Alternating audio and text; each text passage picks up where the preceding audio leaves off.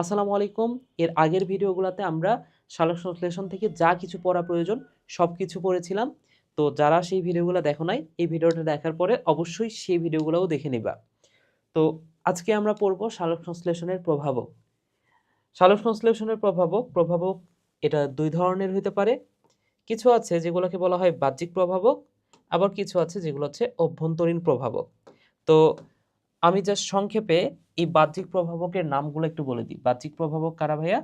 মনে রাখো, বাহ্যিক প্রভাবকগুলো হচ্ছে এভাবে পড়ো: আঁকা পাতা, আঁকা পাতা, অরাক। পড়ো আঁকা পাতা অরাক। এখানে আ মানে হচ্ছে আলো, আ মানে হচ্ছে আলো, কা মানে কি কার্বন ডাই অক্সাইড, পা মানে হচ্ছে পানি, আর তা মানে হচ্ছে তাপমাত্রা। তাপমাত্রা।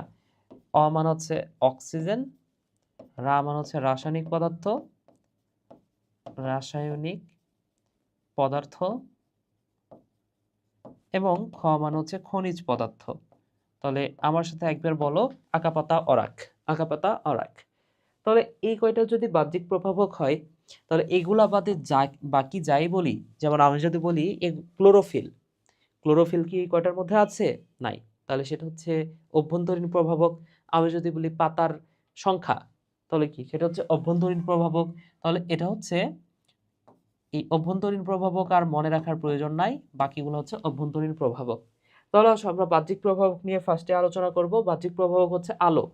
তাহলে আমরা জানি লাল আলোতে সালোক সংশ্লেষণ ভালো হয়। তাহলে আলোটা প্রভাবক হিসেবে কাজ করতেছে, একটা নির্দিষ্ট আলো সালোক সংশ্লেষণ ভালো করতেছে। আচ্ছা, এরপরে দেখো কার্বন ডাই অক্সাইড। তো পৃথিবীতে প্রকৃতিতে কার্বন ডাই অক্সাইডের পরিমাণটা কত? 0.03 ভাগ। ঠিক আছে। তো উদ্ভিদ সালোক সংশ্লেষণ প্রক্রিয়ায় 1 ভাগ পর্যন্ত কার্বন ডাই অক্সাইড ব্যবহার করতে পারে। ঠিক আছে, তার মানে কি আমরা বুঝতেছি যে পৃথিবীতে কার্বন ডাই অক্সাইডের পরিমাণটা অনেক কম, উদ্ভিদ 1 ভাগ পর্যন্ত ব্যবহার করতে পারে। তার মানে কি কার্বন ডাই অক্সাইডের পরিমাণটা যত বাড়ানো হবে, কার্বন ডাই অক্সাইডের পরিমাণটা, সালোক সংশ্লেষণের হারটা তত বাড়বে। তবে যদি আবার বেশি বাড়ানো হয়ে যায়, এই যে যদি বেশি মাত্রায় বেড়ে যায়, তাহলে মেসোফিল টিস্যুর কোষের অম্লত্ব বেড়ে যাবে এবং পত্ররন্ধ্র বন্ধ হয়ে যাবে। তার মানে কি যদি কার্বন ডাই অক্সাইডের পরিমাণটা বেশি বেড়ে যায়, তাহলে সালোক সংশ্লেষণ বন্ধ হয়ে যাবে।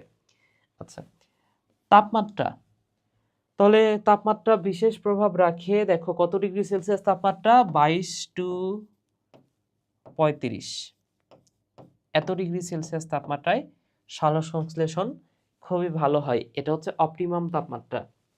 এটা হচ্ছে অপটিমাম তাপমাত্রা। তবে তোমাকে যদি বলে যে কত ডিগ্রি সেলসিয়াস তাপমাত্রার ওপরে সালোক সংশ্লেষণের হার কমে যায়, সেটা হচ্ছে 45। এবং মানে এত ডিগ্রি সেলসিয়াস তাপমাত্রার উপরে সালোক সংশ্লেষণ চলতে পারে না। আবার 0 ডিগ্রি সেলসিয়াসের কম হলে সেখানেও সালোক সংশ্লেষণ চলে না।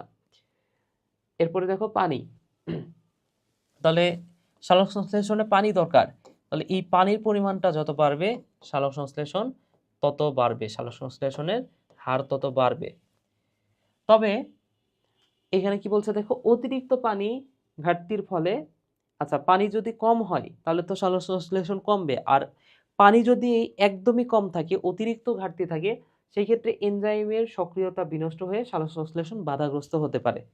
ঠিক আছে, ওকে, পানি গেল। এরপর হচ্ছে অক্সিজেন। অক্সিজেন কি? বাতাসে অক্সিজেনের ঘনত্ব যদি বেড়ে যায়, মনে রাখো অক্সিজেন হচ্ছে উৎপাদ, তাহলে উৎপাদের ঘনমাত্রা যদি বেড়ে যায়, তাহলে বিক্রিয়ার হারটা কিছুটা কমে যাবে। বুঝতে পেরেছো? বিক্রিয়কের ঘনমাত্রা বাড়লে উৎপাদ বাড়ে, তার মানে কি বিক্রিয়কের ঘনমাত্রা বাড়লে হারটাও বাড়বে। কিন্তু উৎপাদ, অক্সিজেন যেহেতু উৎপাদ, এটার ঘনমাত্রা যখন বাড়বে হারটা কমে যাবে। এই কথাটা মনে রাখো। ঠিক আছে, তবে একদমই অক্সিজেন যদি আবার না থাকে, সেই ক্ষেত্রেও সালোক সংশ্লেষণ হবে না। তাহলে কোনোটাই বেশিও ভালো না, কমও ভালো না। ঠিক আছে, এই কথাটা মনে রাখো। খনিজ পদার্থ। ক্লোরোফিলের ভেতরে কিছু খনিজ পদার্থ আছে, যেমন ক্লোরোফিল গঠিত হয় CHONMG, এই 5টা উপাদান দ্বারা, CHONMG দ্বারা ক্লোরোফিল গঠিত।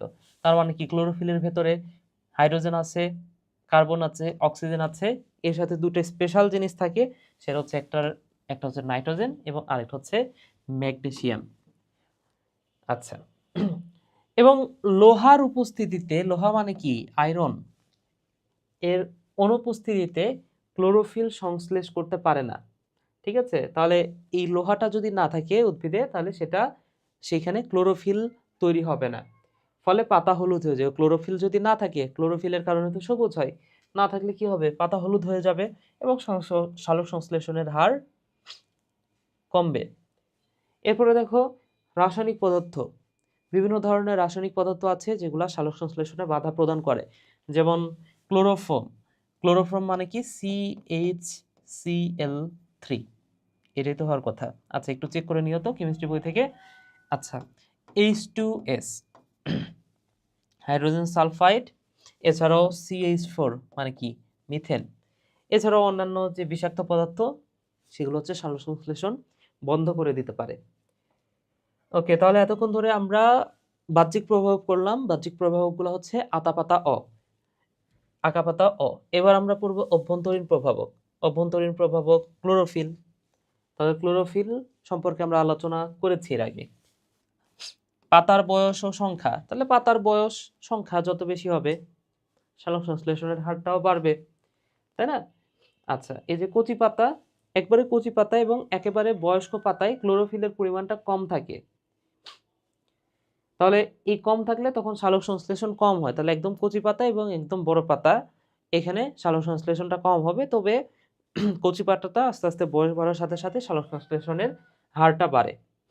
ঠিক আছে, মধ্যবয়সী পাতায়, এই কথাটা খুবই গুরুত্বপূর্ণ, মধ্যবয়সী পাতায় সালোক সংশ্লেষণ বেশি ঘটে। ঠিক আছে, ওকে।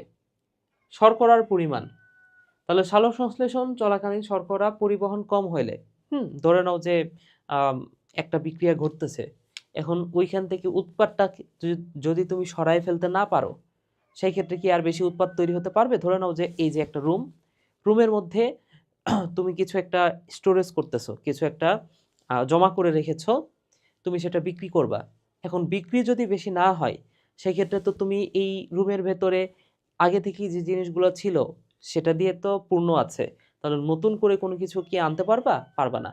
তাহলে এই কথাটাই বলা আছে যে শর্করার পরিমাণ, সালোক সংশ্লেষণে তৈরি হচ্ছে শর্করা, এখন শর্করা তৈরি হচ্ছে, শর্করাটাকে তো আবার বের করে ফেলতে হবে। যদি বের করে না ফেলতে পারি, বা উদ্ভিদের পাতার ভেতরে যদি শর্করাটা জমা হয়ে থাকে, তখন সালোক সংশ্লেষণের পরিমাণটা কিছুটা কমে যাবে। যে দেখো বিকেলের দিকে পাতায় বেশি শর্করা জমা হয়, তাই সালোক সংশ্লেষণের গতিটা মন্থর হয়। ওকে, পটাশিয়াম সম্পর্কে যে কথাটা মনে রাখো, এটা হচ্ছে পত্ররন্ধ্র খুলতে সাহায্য করে। পত্ররন্ধ্র খুলতে সাহায্য করে, খুলতে সাহায্য করে। তাহলে পত্ররন্ধ্রের মাধ্যমেই তো সব হচ্ছে, কার্বন ডাই অক্সাইড গ্রহণ করতেছে, অক্সিজেন গ্রহণ করতেছে, আবার ত্যাগ করতেছে, তাই না? তো পটাশিয়ামটা যদি না থাকতো, সেই ক্ষেত্রে কিন্তু সালোক সংশ্লেষণটাই হইতো না। তো এখানে এই কথাটাই বলা আছে, এই প্রক্রিয়ায় পটাশিয়াম অনুঘটক হিসেবে কাজ করে। সালোক সংশ্লেষণ প্রক্রিয়ায় অনুঘটক হিসেবে কাজ করে কে? পটাশিয়াম। আচ্ছা, এনজাইম, সালোক সংশ্লেষণে বিভিন্ন এনজাইম প্রয়োজন হয়। আশা করি বুঝতে পেরেছো ভাইয়ারা। ক্লাসটা এই পর্যন্ত ছিল। যদি কোনো কিছু বুঝতে অসুবিধা হয়, সেক্ষেত্রে কমেন্ট করে জানাইতে পারো। সবাই ভালো থাকো, সুস্থ থাকো, টাটা।